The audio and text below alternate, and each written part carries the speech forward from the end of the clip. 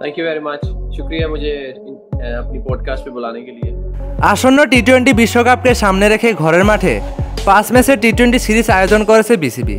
গেল সিরিজের প্রথম টি-20 ম্যাচে চট্টগ্রামের জহুর আহমেদ চৌধুরী স্টেডিয়ামে অনুষ্ঠিত হয়েছে। প্রথম ম্যাচে 8 উইকেটের বড় ব্যবধানে জয় পেয়েছে স্বাগতিক বাংলাদেশ। এদিন টস জিতে প্রথমে ফিল্ডিং করার সিদ্ধান্ত নেয় বাংলাদেশের অধিনায়ক নাজমুল হোসেন শান্ত। জিম্বাবুয়ে 20 ওভারে সব উইকেট হারিয়ে 125 রান স্কোরবোর্ডে জমা করে। জবাবে বাংলাদেশ 15.2 ওভারে 2 উইকেট হারিয়ে 126 রান করে। অভিষেক ম্যাচে তানজিদ হাসান তামিম 47 বলে 67 রান করেছেন। ওই দিন ম্যাচের পরে হঠাৎ লাইভে এসে জিম্বাবুয়ের অধিনায়ক সিকান্দার রাজা বলেন, শুরু থেকে আমরা খেলায় পিছিয়ে পড়েছিলাম, আমাদের ব্যাটাররা রান করতে পারেননি। একটা সময় আমার মনে হচ্ছিল আমরা 100 রান করতে পারবো না। আমরা এই পিচে 20 থেকে 30 রান কম করেছি। আমাদের ব্যাটিং ব্যর্থতার জন্য এটা হয়েছে। আশা করি পরের ম্যাচে আমরা ঘুরে দাঁড়াবো।